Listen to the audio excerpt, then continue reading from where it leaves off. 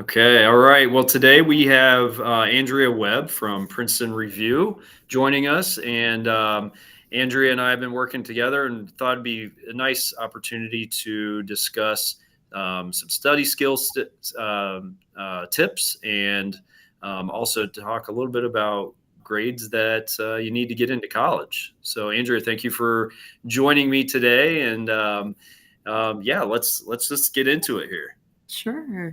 Sure. Thanks. I appreciate you having me, Brian. Um, Study skills and grades go hand in hand. So these two areas kind of weave and mesh really well together. So I don't know if you'd like me to go ahead and give a few tips. I can go ahead and start, and then if you have questions or want to add in anything that I may miss along the way, I'd appreciate that too. So Yeah, that'd be great. okay, awesome. So obviously, one of the things we talk about with study skills is that you want to get an A, right? that's the ultimate, is getting the grade of A. So we talk about study skills as, it doesn't necessarily mean that you have to be the smartest student. You don't have to be the hardest working student, but it really is about developing these habits that help you find success. And colleges really want that too. They want you to come ready to do research, ready to write an essay, ready to write papers, and they want to see that you've honed some of these study skills along the way. So that's why these kind of go hand in hand. We really want students to evaluate their own current performance, and maybe take a unit out of a class and go, I'm going to do my notes this way and see if it helps on the test. Or I'm going to try to study in a quiet place without music, or I'm going to turn the gaming system off, or, whatever it is. Take a few of those steps, some maybe better study habits, and try to put those into practice and evaluate how it works for you after your quiz or after your test, and go back and, take a few notes and sit down and say, well, this really helped me, or I found this information when I was reading the text and that showed up on the test. And, because I wrote it down in my notes, I knew it. So some of these things can help just to find success and to create some really good habits to get into. At the Princeton Review, we really want students, to think about how they can retain more information from class, how they can retain more information from reading. I know that's difficult. Sometimes it's, you start to read and it's like, I don't even know what I just read, Right. So we have a few tips for how to do that. And then also we talk a lot about being stressed, before tests or quizzes. There's a lot of anxiety and stress that happens with those kind of events. And we deal with it a lot because we talk about standardized testing a lot at the Princeton Review as well. But yeah, we really just think preparation and having some of these good habits can really help relieve some of those stressful events.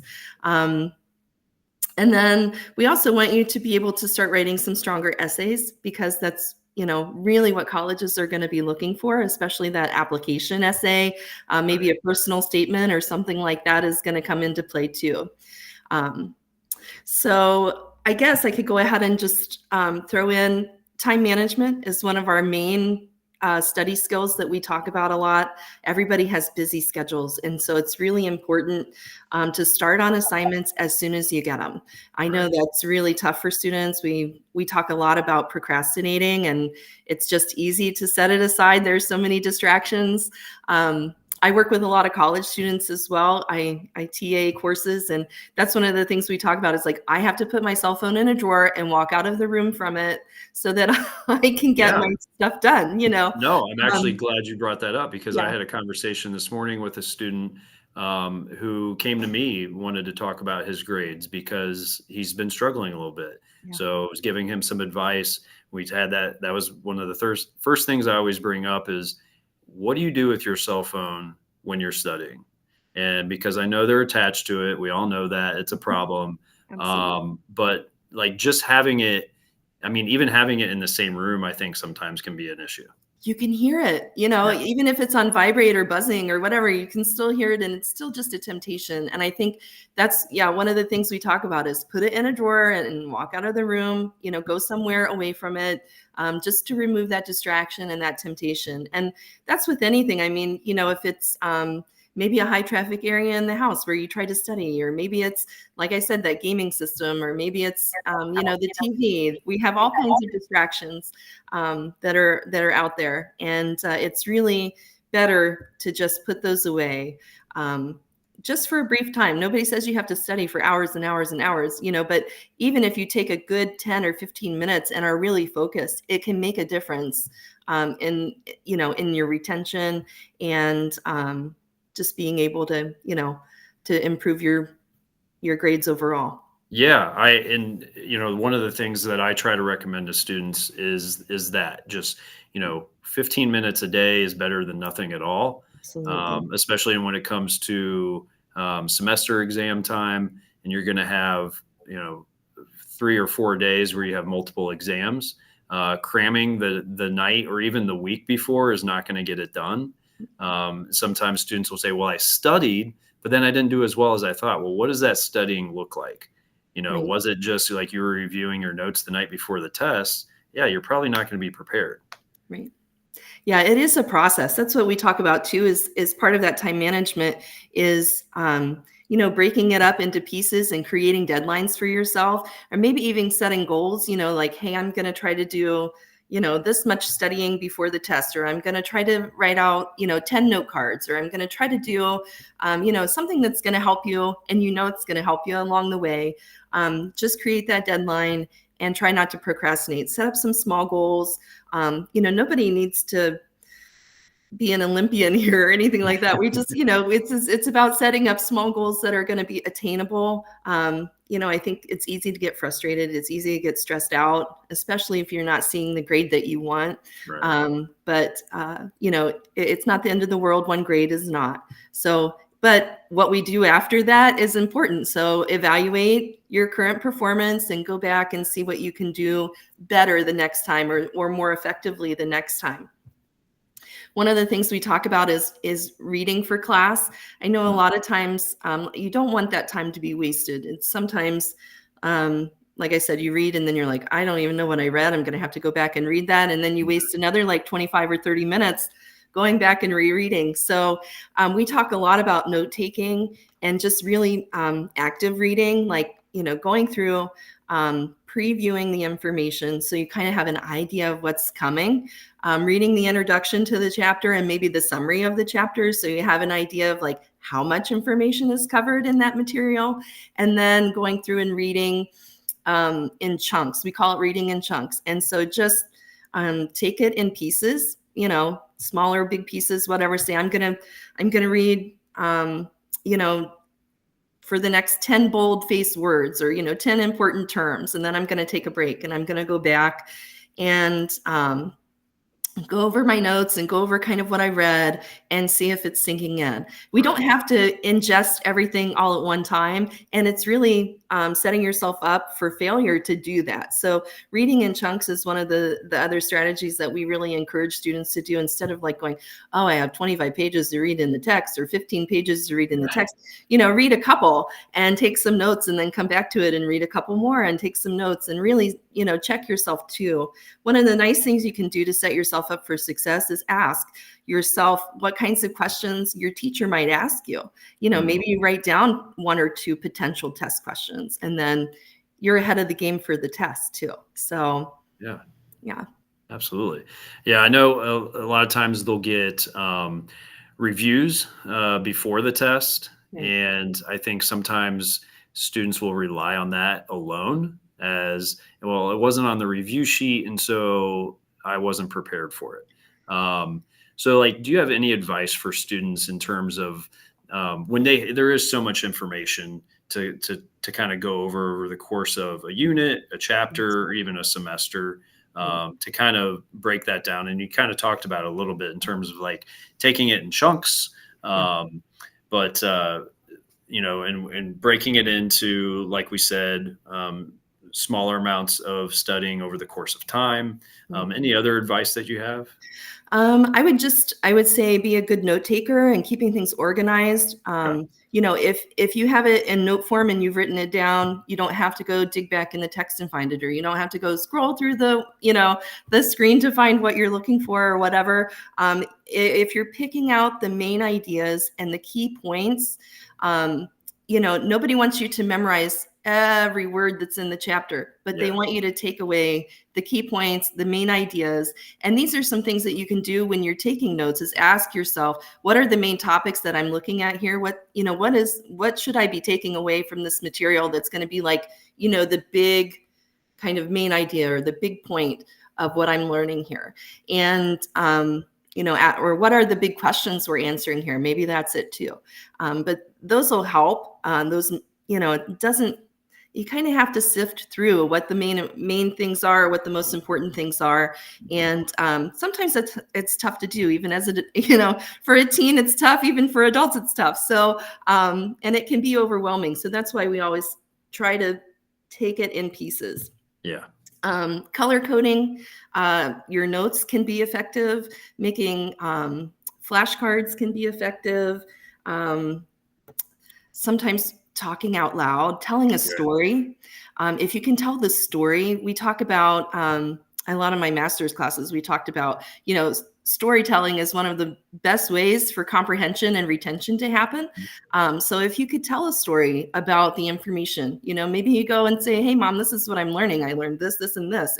And sometimes that can help, keep it up here. And then we don't have to do as much work because we really do know it. We've retained the information. Yeah, I remember vividly sitting in my living room with my dad studying for a history test. And he would ask me, instead of just asking me a question of, tell me who this person is, he would say, hey, tell me about this event or this time period. And I would just start talking. And then, 10 minutes later, he'd be like, okay, see how much you actually know about what's here. And then, and then digging into a little bit more, making sure you are retaining that information. And of course, studying for a test at school is going to be different than studying for a PSAT, an ACT, an SAT, where you're going to have, it's going to be a multiple choice test, possibly an essay if you're doing the writing part. So any like top tips you have for when a student is being trying to get prepared for one of those college entrance exams? Yeah, absolutely. So we talk about multiple choice tests. I can give you a strategy for any multiple choice test, any standardized multiple choice test. There's going to be a process of elimination that can happen. You don't necessarily have to know the right answer, but if you can identify the wrong ones, then that's going to help you identify the right ones. So we talk about at the Princeton Review, that's one of our key tips, is called a process of elimination. It really is just identifying some of those responses that are not going to, that are outliers or that are odd responses that don't necessarily fit with the question. It doesn't necessarily mean, like I said, that you have to know the correct answer, but just identifying those wrong ones can help you narrow it down to like a 50-50 chance of getting the right response. Time management, again, those tests are timed, so just prepare. Try to go through and if you're doing tests, and this can be even in a time setting in a classroom, do the ones that go through and do the questions that read through them, and hey, I know these, I'm going to do these, I have like 95 to 100% confidence in what's going on these questions, so I'm going to do those. Then go back and take the rest of the remaining time and do your struggles, do your struggle questions, because you want to be able, one, to complete the test as best you can, and two, if you know that you're doing these, that you feel confident, then you can take some extra time on these ones that you may have to remember a formula, or you may have to, I forgot the term, it'll come back to me, but when you revisit it, it may happen. So so that's what we always say, is to go through and do the ones that and that's going to help you manage that time on the test too. Yeah, and those standardized tests as well used to be where SAT, you would lose points if you didn't answer the question. Whereas now, both ACT and SAT, you want to answer every question correct. Yeah, absolutely. Yeah. Trying to get an answer for every question. We always suggest, even if you don't have the right answer, if you pick one to guess, that can increase that can increase your chances too. Yeah. Because if it's A, B, C, or D, you have a 25% chance of it being A if that's your guess. So Yeah. it doesn't hurt to put an answer down, but it does if you don't. Yeah. So we really want to see those responses, but we call that the letter of the day. So that's another strategy that they can put in their back pocket.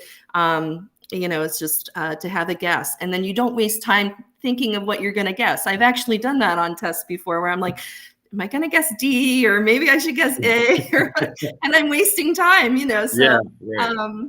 so yeah, just go in with a letter that you have kind of in your back pocket where it's, hey, I'm going to guess C today, or I'm going to guess D today. If I don't really know the answer, I'm going to mark it and, take my guess, and I can come back to it if I have extra time. So, really it's having a kind of a plan of attack for how you want to take the test and what's going to set you up for the most success.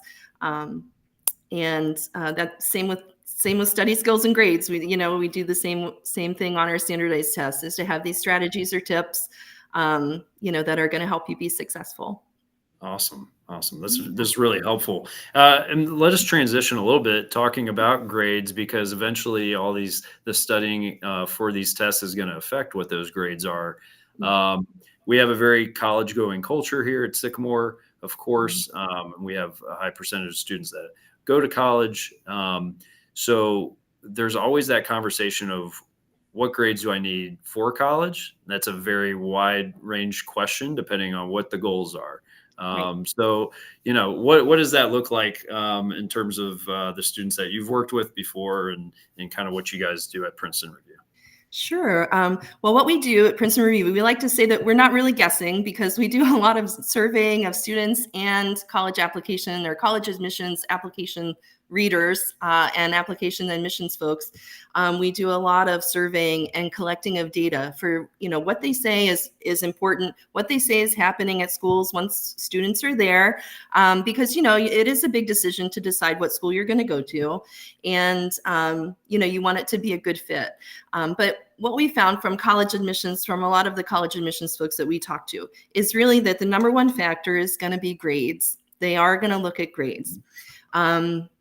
It's not the only thing, right? They want a well-rounded student. They want you to be a leader on campus. They want you to have, some participation in activities, and they want you to bring kind of variety to the classroom, through experiences that you have, or maybe you volunteer, or, whatever it is. They want you to kind of bring that. And they look at this holistic view of the person, the applicant as well. But grades are really going to be the number one thing. They also look at the high school curriculum. So if you have a college going group, and you have what they term to be rigor, it's challenging curriculum. That's going to be taken into play too, when they're looking to make decisions, because college classes, they're challenging, right? It's not just an easy walk in the park. So we want students to be prepared, and they're looking for students who are gonna kind of transition well and fit in for those rigorous or more challenging courses. So they're gonna look at those SAT and ACT scores. They may look at your APs, your personal statements, your essays, recommendations from teachers and counselors, your school activity list, all of that. If you work, if you're volunteering, all of that information is going to come into play.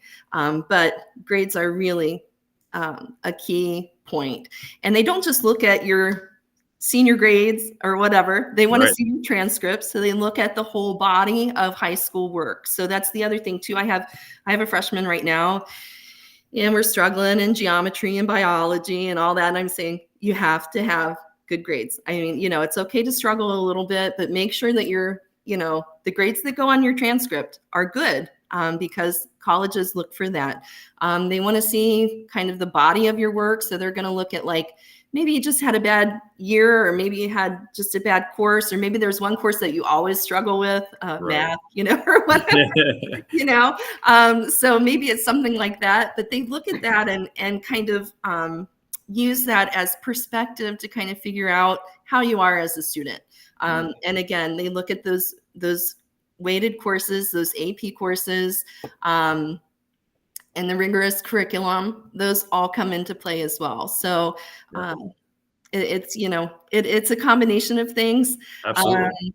but if you're at a great school like Sycamore and you're doing what you're supposed to be doing, and you have your extracurriculars going and that kind of thing, um, you know, it's a it's tough because it's a challenge out there. I mean, everybody's Right. trying to go to the same 30 schools, I think. Yeah. Yeah. Talk about at Princeton Review, we have that, what are your dream colleges? Well, everybody's got like Harvard and Yale and MIT and Stanford, and everybody lists those. So unfortunately, not everybody can go to all of those schools. So we really just talk about, coming up with five or 10 that are going to be the best fit for you. Mhm. And it's okay to have some of those reaches. It's okay to have, some of those dream big colleges on your list. But it's also okay to have some realistic ones that may be better fits closer to home, or, whatever as well, that not everybody's, applying to. So, Yeah. yeah. Yeah, one of actually the student I was talking with earlier, we were I was trying to make that connection of, and he's a ninth grader, right? So you Right. don't necessarily know in ninth grade where you're going to go to college. Right. But we talked about that cumulative GPA, right? It starts freshman year, Yeah. and it doesn't go away. Right. So everything's going to average into that. We have, I think, 26, 27 AP classes here. We have accelerated classes that are weighted. So students sometimes will think, well, if I just take that weighted class and that's going to increase my GPA. Well, you still have to prepare. You still have to get the good grade in there for it to matter. Yeah. And figuring out, like you said, what is the right fit for the student Right. versus just I have to do this, or this is my dream school. And it's great to have that dream Right. school, Absolutely. but also to have plan B and C just in case, and to make sure that their high school experience is balanced. If you just jump in and try to take all the tough classes because that's what looks good on a college application, it may not pan out well. So we're kind of like having those conversations of, yeah, you have to start Yeah. learning what your study skills are, blending that into an appropriate balance of schedule. Yeah. So you can get the grades that you want, not only that you want, but that you do need based on what your goals are. Absolutely. Yeah, that's one of the things we talk about too, is not overloading your schedule. I mean, it is, you do want to show that you can have success in challenging situations. So it is important to take some of those classes that are going to be accelerated or reaches, they're going to be kind of challenging courses for you. But yeah, you don't want to overload it and just, bomb them all. That's not going to help you in the end. Yeah. And schools do scale and rescale your GPA. So I know sometimes we Right. think we're getting one over on the school, but they're not. These colleges understand weighted and unweighted GPAs, and they are rescaling and scaling those to get your real Yeah. a real picture. And they do sometimes even just like pull core courses. They look at how you do in just English, math, social studies, science, and your foreign languages. Right.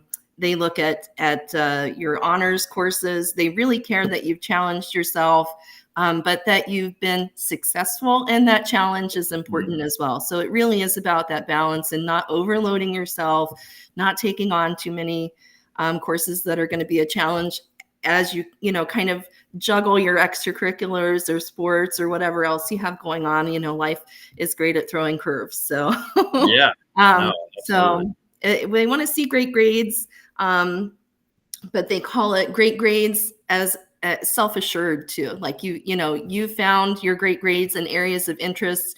High school should be fun. It shouldn't always be just about nose to the grindstone or Yeah. whatever. So we want you to have that well-rounded, holistic experience that can be that shows that you've tried a lot of different things, and maybe by the time you're a senior, when you have some extra time in your schedule when you're a senior, that you could take a few courses that are interesting, and tell that college admissions officer that you found an area of interest where you excel, and that that may be your major as you transition into college or something like that as well. So Yeah. they're looking Yeah. for that. Yeah.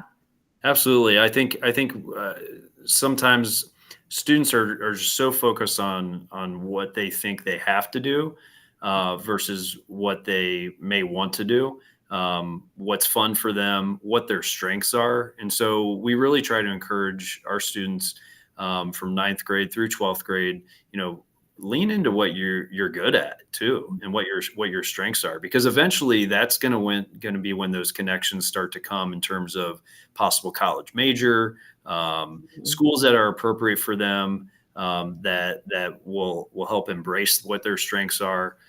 So maybe it isn't every subject. Maybe it's not math, but maybe it is, English, and they become really good at writing, and what that can transition into for them.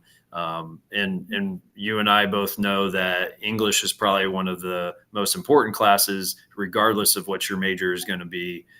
So I always love to see students, grow their writing skills, challenge themselves with maybe that honors or even AP level English class, because it's really going to help them hone those skills. Because no matter what you major in, you're going to have to write papers. So you might as well get good at it while you're in high school. Absolutely. Yeah, this is the time, and especially that senior year, this is the time for you to kind of, exactly hone your research skills. Where are you finding your sources for information? Hopefully it's not Chat GPT or whatever. That's a whole nother episode. Yeah. Yes. But anyway, hopefully you're finding some really good primary and secondary resources in your, and how to outline and take notes, and how to set up an essay that's, has an introduction, a body, and conclusion. All of those things are going to be really important. It's just, these study skills, these good habits that you start even in ninth grade are going to carry you through, and help you find success, when you get to that later high school year and college level. So, yeah, I know sometimes we think, oh, well, what I do now is not a big deal as a ninth grader or whatever. And sometimes, it is a transition to high school. Just get your feet underneath you to come in but one bad grade is not going to kill anybody. Right. We move forward. And like I said, it's just about developing those good habits and doing that self-evaluation, like taking a few minutes of self-reflection time to see what's really working, what's not working, what you like, what's good for you. What areas where you excel. Those are really important. And take some opportunities. Look for, some ways that you can show that to a college admissions person too. If you're interested in history or politics, maybe you shadow somebody that's a local politician, or if you like law, maybe there's an attorney you interview or something like that. Right. And you can incorporate that, into maybe your college essay or something like that too. So, or put it on your application because, you did some shadowing. I mean, that kind of stuff can be, it tells the story. And that's really what colleges are looking for, is that story of you. It's the story of you and what you're going to bring to the campus, initiative, and all of that makes a difference. So, so taking that self-awareness and taking initiative really makes a difference. Awesome.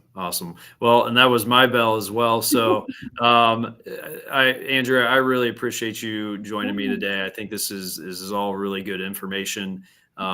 Regardless if you have a student that is a ninth grader or 12th grader, the base of it all is making sure students are prepared. We're here to support. So, as school counselors, and then we make a lot of connections like we have here with Andrea, resources in the community.